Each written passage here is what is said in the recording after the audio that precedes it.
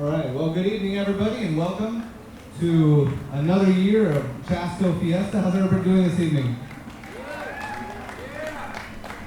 My name is Tomas Monzon. I'm a volunteer with the West Chasco Historical Society, and today we have the privilege, the pleasure to present the River Spirit. We are indebted to Miss Alma Bennett, who is here with us tonight as the playwright, so a big round of applause for Miss Alma Bennett.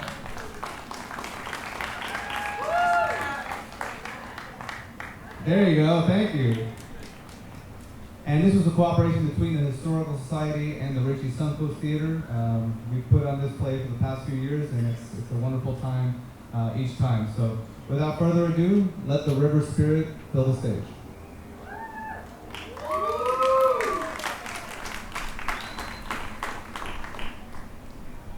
Piflama, Pipala, Piflamascato. Is there anyone out there who knows how to pronounce my name? Yes, give that woman a prize. That's right. Pifla Chasco T. I am frequently called Cootie or Cootie, but please don't shorten it to Pithy. I prefer Cody for obvious reasons.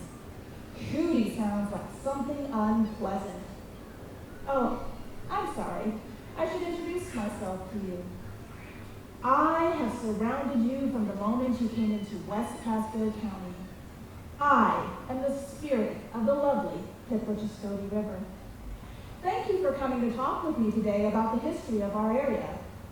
I have filled my journal with all of the events that have happened for hundreds of years, a sort of logbook, if you will.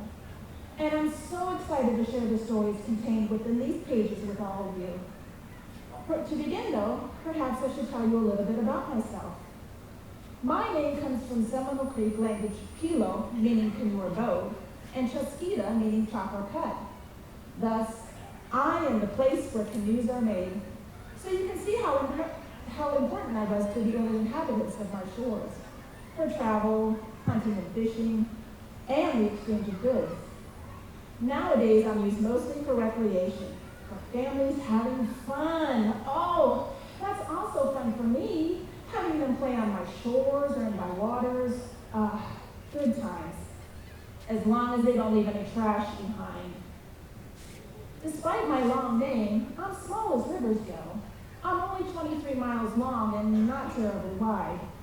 Compared to the Mississippi, say, I am a baby. My headwaters are near the Cruz Lake on the border of Fernando and Pasco counties, and I flow to the Gulf at Miller's Bayou. I may be small, but I have an important presence. Since the beginning of recorded history of this area, I have been mighty attracted to various individuals and groups. I first attracted early native peoples for my abundant food sources and travel. They enjoyed my fish, waterfowl, and lush green plants growing along my banks. Now that I've told you a little bit about myself, are you ready for your first history lesson?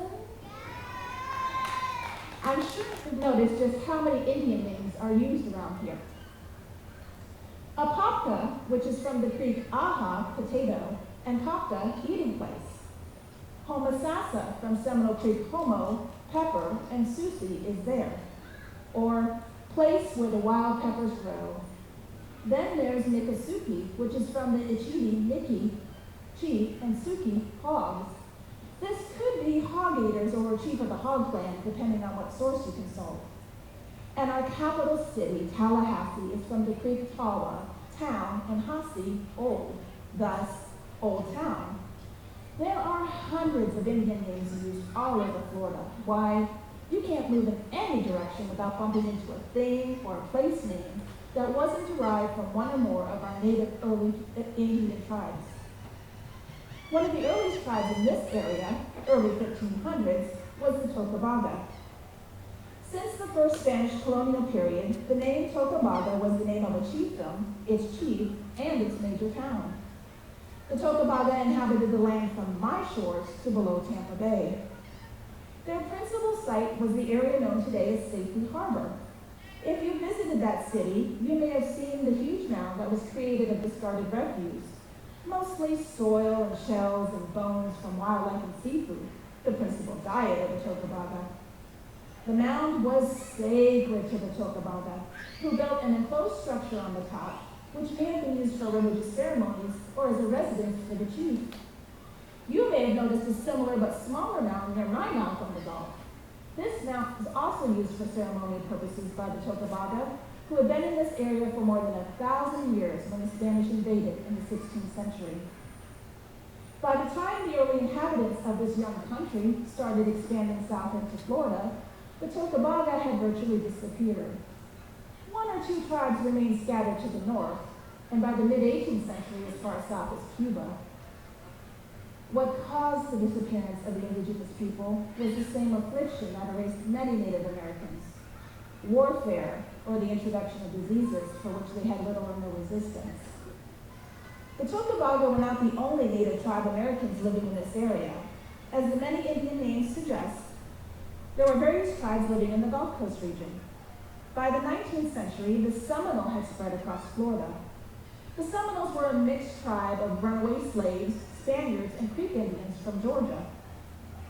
When they began pillaging Georgia farms, General Andrew Jackson drove them south to this relatively unknown and unexplored region filled with swamps, and further south to the Everglades. My shores were touched by various hostile events, including the Indian Removal Act, the Seminole Indian Wars, and the Civil War. During and after the Civil War, the land near my shores, then called Hickory Hammock, was attracting more and more businessmen and permanent settlers. One of the first settlers to the area was Peter Bailey. Today, a section of high ground along the Gulf is called Bailey's Bluff, a different spelling, but named for the same man. You may have driven down a road named for Bailey, spelled Baillie, as you drove through Port Richey. Now, I have heard several stories from travelers on my waters about how Peter Bailey acquired the coastal lands. One particular tale comes from Bailey's days when he was assigned as a government surveyor along Florida's west coast after the Civil War. His grandson David claims that while surveying the coast, Peter came across the Tocobaga village at the north end of Tampa Bay. The village chief was stricken with grief because his only son was dying of malaria. Well, the story goes that Bailey just happened to have a supply of quinine for his own use, but gave it to the boy. This broke the fever and restored the boy to good health. As a reward, the grateful chief took Bailey to the top of a high mountain from which they could see miles in all directions. This was the smaller mound I mentioned earlier. With a swing of his arm, the chief gave the entire region to Bailey and signed a contract in his own blood. Apparently, this agreement was recorded as a legal document. Some years later, the government paid each of Bailey's heirs $100 to sign a release for the land. That's part of the story of Peter Bailey in this area. Now, it is true that Bailey and a man named Samuel Hope did bring their families back and were among the first settlers to the area. Now, you're probably wondering, why isn't the city called Newport Bailey, right? Well, in the 1880s, a small community along my banks was called Hopeville. I imagine named for Samuel Hope or for some of his family. I'll get to Richie in a bit, but first, a little information about what else was going on around here. As you may know, in the 1800s, Florida was sparsely populated, but the Armed Occupation Act of 1842 brought several settlers to southern Florida. The act offered 160 acres to anyone who would build a home on the frontier of Florida. This area was considered the frontier. Now I ask you, who would not want to build a home in such a spectacular place?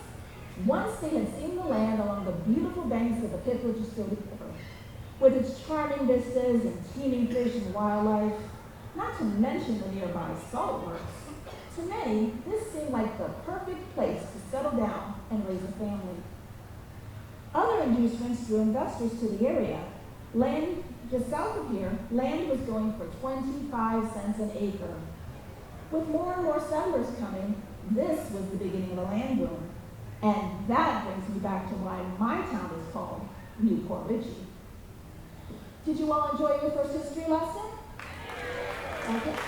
Are you ready for your next one? Okay.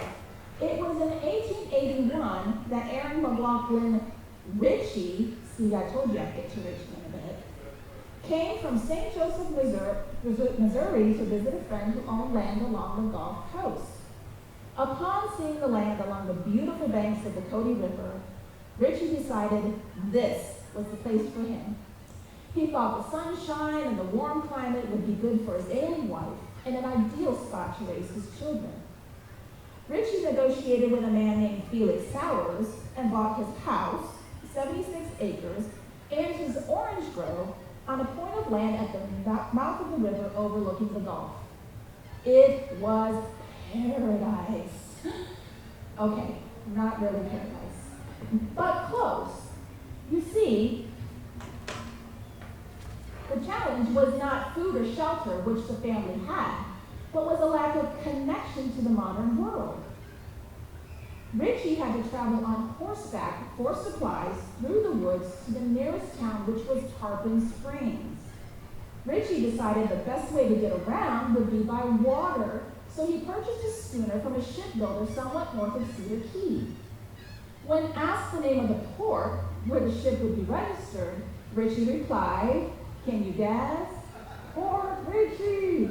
Yes, he named his home Port Ritchie. From then on, A.M. Ritchie became known as Captain Ritchie, and Port Ritchie replaced the earlier name of Hopeville. Now, with a better, faster means of transportation, Ritchie could get supplies not only for his own family, but for all of his neighbors, so he opened a small store inside of his home. As an added convenience, in 1884, he added a small post office to his house. Soon, the entire area around the stunning river was known as Port Ritchie, but remained sparsely populated. At the beginning of the 20th century, that began to change. In 1904, a group of wealthy men from Georgia opened the Arapica sawmill just north of Port Ritchie. The timber industry was quite productive, given the dense growth of palms, palmettos, cypress, oak, and pine. The very woodlands that had kept the population sparse was now what attracted the residents. But when the timber was gone, so were most of the families. Fortunately, this led to a new enterprise. A man named Peter Weeks bought the cleared land and opened the Port Ritchie Company to develop the land. Weeks was no fool. He recognized the land as a prime spot for growth. What made the clear land especially appealing, in addition to the beautiful Cody River, was a pristine lake. You know it as Orange Lake, just 200 yards from me. With a great deal of foresight, the Port Ritchie Company hired a manager, Mr. W.E. Guilford, who laid out a map for a future town with a grid of streets running north-south named after presidents and east-west named after states. Now Port Ritchie was a planned community, ready for business and overflowing with potential. Now, I know you're probably wondering, where is Newport Ritchie in all of this? I'm getting there. With great plans for a wonderful little city in hand, the next question for Guilford was, where do we find the buyers, the investors, the people looking for a home in sunny Florida? To help attract buyers from the north, Guilford placed many advertisements in northern newspapers. In 1912, the Tampa Bay Hotel had a visitor by the name of Fred Sass from Missouri. When Mr. Sass left Missouri, the temperature was 5 degrees below zero. After spending about 3 weeks searching for his idea of the promised land, Sass became acquainted with the Port Ritchie Company in their Tampa office. Mr. Guilford from that office was very happy to drive Mr. Sass to see the Port Ritchie land. Even though the road getting here was an old dirt road, and the town had only a few buildings in it, Sass was particularly impressed by one, a half-finished hotel near Orange Lake. After a boat ride down, what river? The Business Cody. That's right, the beautiful Business Cody. Sass was enchanted by the possibilities. He bought the hotel and made it a fixture of the growing community. Of course, it didn't hurt that Mrs. Sass, who was the first woman to live in the newly developed town, was also an excellent cook and hostess. Soon she was hosting monthly dinners at 35 cents a plate. Especially popular was her fish fry. Said fish from my abundant waters, naturally. In addition to being entrepreneurs, Mr. and Mrs. Sass were very community-minded. She organized the Port Richey Settlers Benefit Club to help improve community involvement, and her husband Fred entertained guests at the inn by feeding a 9-foot alligator named Jack who lived in Orange Lake. The visitors were delighted when Jack lunged up and snapped the meat from the stick in Fred's hand. When Jack grew a little too big for everyone's comfort, this entertainment ceased. Be mindful, wherever there's a pond of water in Florida, you will find alligators. Alligators or not, the town was growing, and more residents were taking an interest in its success. One such person was Urban DeVries, who came to Florida on doctor's orders to recuperate from a long bout of malaria. He and his wife built a 2-room house on Central Avenue, just 2 blocks from the lake. They were quite content with life in our happy little town. As DeVries regained his health, he took an avid interest in improving the town. One such improvement that gained his interest was the Postal Service. Since there were no direct roads between the area's growing towns, it was very difficult to get the mail from Port Richey. The land between the towns was densely wooded with trees and undergrowth, so the best way to get the mail was by rowboat down the Cody River. Okay, I'm looking at your faces and I can tell that I have confused you. You are thinking, aren't we in Port Richey? Let's just take time for a brief geography review. You are right and wrong. Since Captain Richey named his home Port Richey on the north side of the river and up along the coast, for convenience, this entire area was known as Port Richey. The area south of the river, moving inland and along the river, is where we are now, separated from the business area of coastal Port Richey by land still thickly overgrown with brush and trees. Now, do you understand why it was so difficult to get the mail? Okay, let's get back to Mr. DeVries. One of DeVries' jobs was to get the mail for the Port Richey Land Office and others in the town. This was not an entirely unpleasant job, since he fished as he rode along. He was expected to bring back 2 fish for every letter. As the population grew, this practice was discontinued. Logically, the solution was to get a post office of their own so that mail could be delivered directly to the townspeople. To accomplish this, Mr. DeVries circulated 2 petitions. One was for the post office, and the other was to make him postmaster. Both were signed by all 80 residents of the surrounding area. Now, the land company had worked hard to establish the name Port Richey in its northern advertising.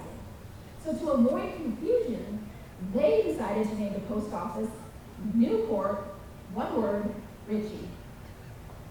Subsequently, they found out there was already a town called Newport, Florida.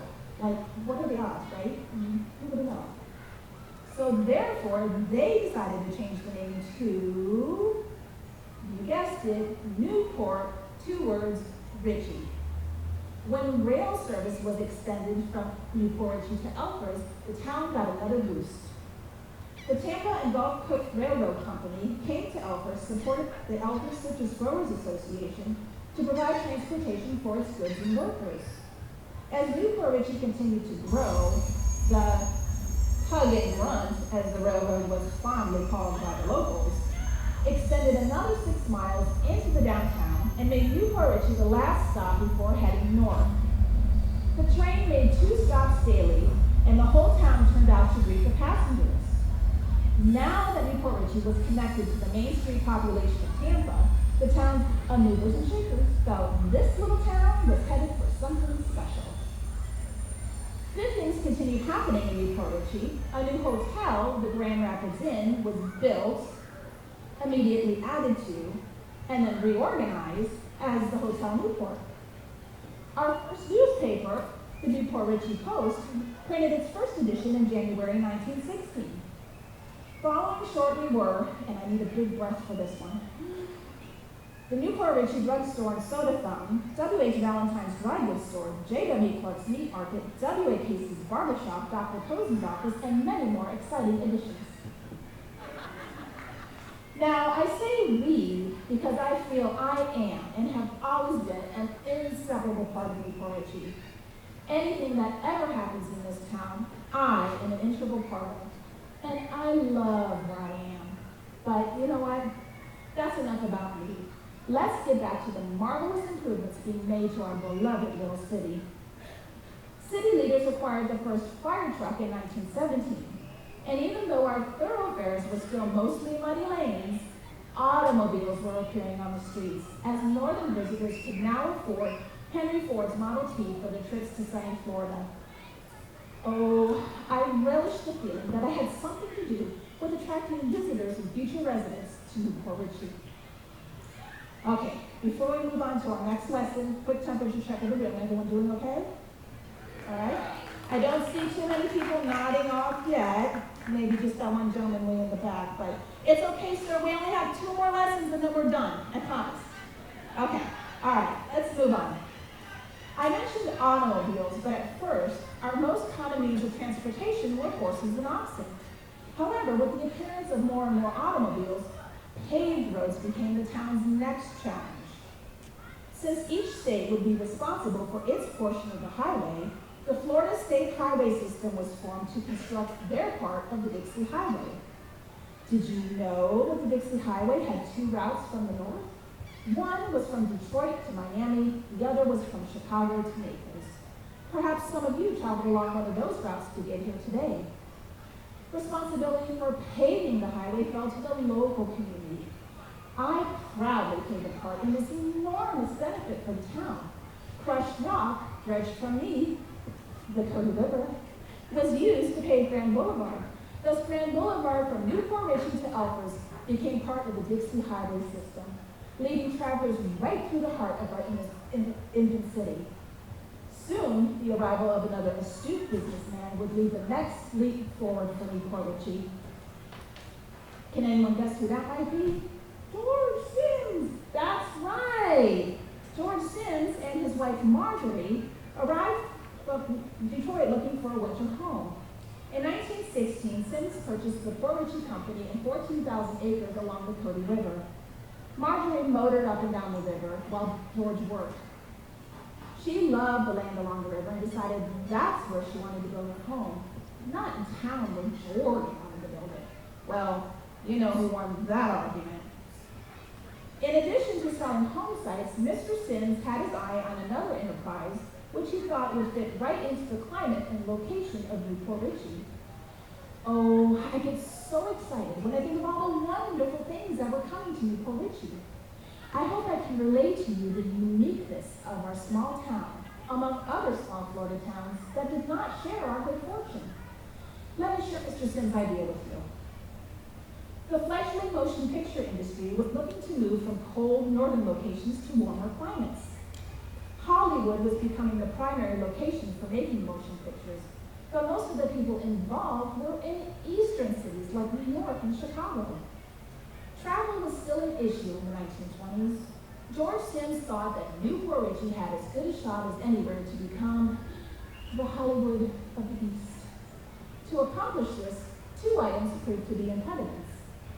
One was Florida's hot humidity. Oh my word, it was so uncomfortable to work in and made the actors' makeup run. The second barrier to the movie industry was the lack of monetary incentives for production companies with big expenses to move here. Yes, we were experiencing a land boom, but we did not yet have the economic infrastructure to support such an expensive industry as making movies. Despite these drawbacks, we still did gain attention from several production companies. In the meantime, the infrastructure and community services improved. We've come to my favorite part in our history. The social and cultural underpinnings of Newport Richey began to grow with the arrival of Dr. L. Roy Avery. He was a highly educated and active public servant.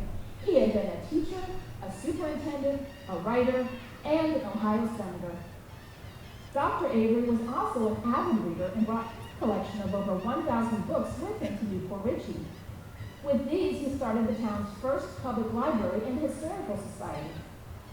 Avery was such a benefactor to the town that he became known as the Grand Old Man of Newport Richey. Soon thereafter came a flurry of improvements to the town. In 1919, Warren Burns from New York City and his brother Clyde from Chicago came to town to build an electric company. The Gulf Utility Company used coal-fired steam engines and soon strung electric lights throughout the city, which became ablaze with Edison's incandescent light bulbs. At the same time, Warren Burns also built an ice factory. That same year, the telephone came to town. This, a newfangled invention, connected homes and businesses throughout the city. With all this technology in hand, Newport Richey was truly unique among Florida's small towns. The intersection of Main Street and Grand Boulevard saw the building of the town's first brick structures.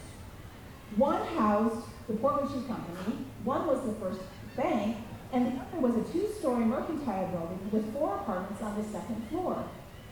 All 3 buildings are still standing today, so when you're strolling down Main Street, be sure to look for them. Another important building constructed during this time was the Palms Theater, which played silent movies every Saturday night. With all these improvements, Newport Richey was on track for greater things that the Category 3 hurricane of 1921 could not derail. All in all, Newport Richey survived the storm, with damage to only some barns, woodsheds, and rooftops. After cleaning up the debris from the streets and the adjoining areas, the town's founding fathers, Gerben DeVries, George Sims, and Elroy Avery, were determined to make Newport Richey the gateway to tropical Florida. In 1922, the Board of Trade asked Mr. DeVries to develop a marketing plan that would attract the people to the newly constructed city. He had to look no farther than Tampa for an idea that seemed to work. Tampa had created a celebration around a fictional pirate, Jose Gaspar, who attacked the city, and voila, the Gasparilla Festival was born. This celebration brought thousands to visitors yearly. DeVries decided that Newport Richey needed such a rousing tale filled with pageantry to develop a festival around. So he came up with a story involving Indians and Spaniards who fought a battle along my banks. No matter that the Indian tribe who chose Palouse or Palusha had lived far to the south of here, thus was created, you know it, the Chasco Fiesta. The fictional tale involving a surprise attack on the Spaniards, leaving only 3 survivors, was published in the local newspaper. Of the 3 survivors, 2 were teenagers, Don Felipe and Donna Isabel, who took New Indian names Pitla and Chasco. Of course, these 2 went on to be King Pitla and Queen Chasco, who ruled over the 3-day fiesta. The first Chasco's Fiesta opened on March 2nd, 1922, with a parade down the boulevard. A carnival atmosphere was created in Enchantment Park, with pony rides, games, food stands, and horse and car races around Orange Lake. Reenactors of the tale and many members of the public dressed in colorful costumes added to the revelry. The fiesta attracted thousands to Newport Richey and raised more than $1,000 for the Avery Library. The cabaret and vaudeville acts played to the Palms and brought in about $400. To all concerned, the Chasco Fiesta was a huge success and remains so today. In fact, it is one of the oldest city-sponsored festivals in the entire state. And I must confess, because I am among friends, so I can confess, I love seeing all the people having such fun along my banks and in boat rides on my waters. Those enjoying the original festivities were a mix of residents and visitors, which led to many visitors and residents becoming future residents. The continuing growth of the community made it obvious that just a few civic-minded men and women could not sustain such growth through donations and fundraisers. What was needed was a formal governance structure to help guide the future development of the town. With this in mind, the residents voted to incorporate in 1924. Dr. Elroy Avery was elected the first mayor along with a town clerk, a marshal, and 7 councilmen. The first order of business for the new city council was to adopt an ordinance to accept from Dorstons the whole of Enchantment Park, including all its accoutrements and the wooden bridge across the Cody River. The park's name was changed from Enchantment Park to Sims Park in honor of Mr. Sims, a fitting tribute considering he had given them such a generous gift. So many things were going well for the growing city of Newport Richey that it didn't take long for residents to notice some problems that came along with the growth. With no ordinances against it, livestock and gators were free to roam the streets. This was not appealing to future land buyers and residents. This problem was solved by putting a fence around Orange Lake. But a bigger, more serious problem came in the form of crooked real estate agents who sold land to buyers sight unseen. Frequently, the land turned out not to be described, and Florida was getting a bad reputation. Thankfully, Newport Richey had a good reputation regarding land deals, which the city leaders were careful to maintain, so the housing deals just kept on coming. All this growth was good and bad. The city's infrastructure couldn't keep up. But again, the efficient leaders of Newport Richey got ahead of the problem by allocating money for better roads, sidewalks with streetlights, and bridges. Many of the downtown roads were paved, and 2 years after that paving project, Main Street was extended across the Cody River by way of a new concrete bridge. By 1925, we had a municipal waterworks complete with sewer system. Unlike many cities in Florida, Newport Richey felt ready to take the next step in its growth. All these improved living conditions made Newport Richey very attractive to wealthy Northerners. Okay, quick check again. We're still doing okay? Have we learned anything fun and exciting that we're going to put in our Christmas letters this year? Okay. Perhaps the most important question of the evening. Are you ready for your final history lesson? Okay, all right, let's do this. Now, I mentioned that all these improved living conditions made Newport Richey very attractive to these Northerners, while many of the elite Northerners who headed south were business owners, manufacturers, and industrialists looking for new opportunities. Newport Richey had a bicycle maker, an auto manufacturer, and new real estate companies that concentrated on creating exclusive developments for more affluent buyers. Catering to the wealthier residents meant upgrading the town's amenities, such as amusement venues. The Small Palms Theater was hugely popular, but the dirt floor and the bench seating? That was far from attractive to the wealthy. This led to the formation of a corporation comprised of 6 local investors called the Richey Amusement Company, whose sole purpose was to build a new elaborate theater that would be the pride of the city. The theater was built, and I can't tell you how exciting the next few years were in Newport Richey. Just thinking about it makes me bubble over. Pardon my exuberance? I will tell you some of the exciting things that happened. The new Spanish-style theater was built on the boulevard just 1 block south of Main Street. It was equipped to show movies as well as to hold live stage performances. George Sims, who had already done so much to ensure the growth of Newport Richey, joined with other businessmen to recruit theater-minded newcomers to relocate to Newport Richey. Sims had been spending his summers in Great Neck on Long Island, a place most popular with the Manhattan theatrical crowd. So the committee of Newport Richey businessmen went to work and sold the virtues of their Florida home to people connected to the Broadway theater whose stars were becoming movie stars. George Sims saw no reason why Newport Richey could not be the southern home for this northern movie colony. Soon, the Newport Richey press was announcing that Broadway millionaires were buying home sites in our beloved little town, many along the banks of the Cody River.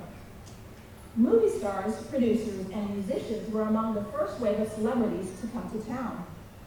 One of the most famous was Thomas Neenan, the handsome Hollywood leading man, and his brother Thomas James, who was a real estate agent.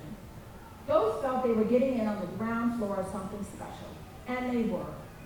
Thomas's fame brought other celebrities to Newport Richey. and most bought their home from his brother James, who was a real estate agent. When Thomas walked down the street, all the ladies swooned as he walked by. But Thomas was not just a snowbird, as we call our wintertime visitors now. He built a mansion along my banks, registered to vote, and made Newport Richey his home in what he called the most beautiful and home-like city in all of Florida. Meehan became such a valued part of the city that the new theater was named the Thomas Meehan Theater. It was rumored that Gloria Swanson, Charlotte Greenwood, and George Holland and other stars visited the town. From the music industry came Earl Benham, Irving Berlin, orchestra leader Paul Lightman, and the #1 movie producer Stan Harris. Oh, there were just too many show business people to name now. It seemed as if George Sims' dream of making Newport Richey the Hollywood of the East was well on its way to becoming a reality. Sports figures were also attracted to Newport Richey. When it was noted that a new activity for the rich and famous was needed, the Jasmine Point Golf Club was built. Again, Thomas Meehan was called upon to help lure his friend, golfer Gene Saracen, to help design and be the club's pro.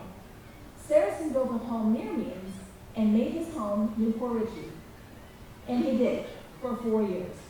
But a disaster was looming on the horizon that would affect the entire country. More about that in a moment.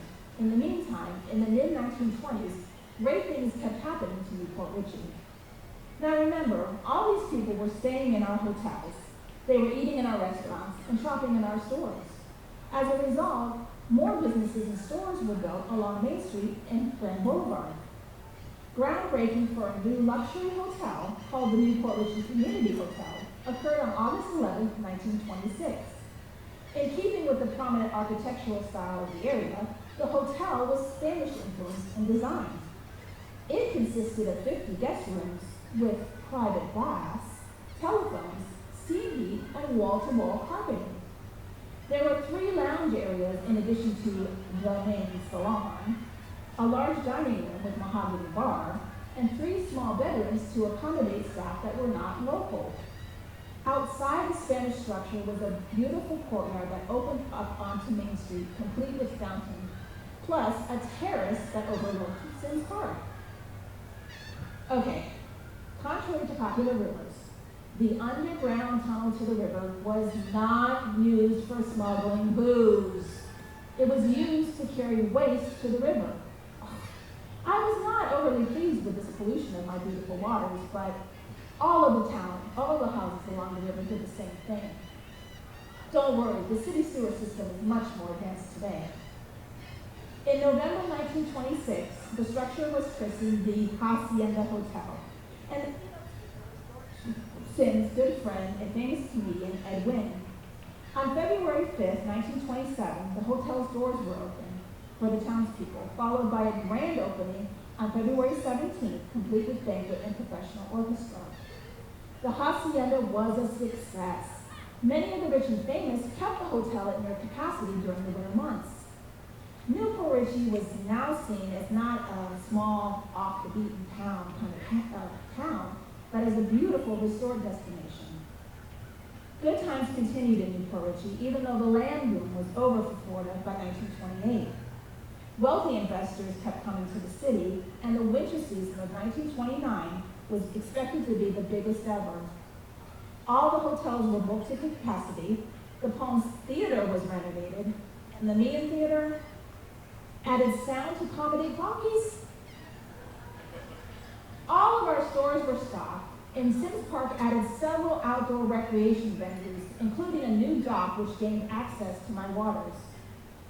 Something else happened to me during this time that was not pleasant. I was dredged to create a deeper channel to the Gulf in anticipation of the larger yachts that would be arriving for the winter season. For the golfers, improvements were made for the Jasmine Point Golf Club, including 9 more holes, a casino, a clubhouse, and a pavilion. As you can see, things were still booming in Newport Richey. Well, you know what happened on October 29, 1929. But this stock market crash did not make the headlines of our newspaper. Instead, it was full of all the activities for the upcoming winter season. Celebrities continued to flood into the city, many as guest comedians, and there was a rumor going around that MGM was looking at Newport Richie as a filming location. But as 1929 wore on, 3 events signaled all was not well, and residents began to worry. One was Bayshore Estates stumbled, when many people pulled out of their contracts, and folks feared that Jasmine Estates would also falter. 2, when beautification projects were undertaken, it was seen as desperation and not the best use of the city's money.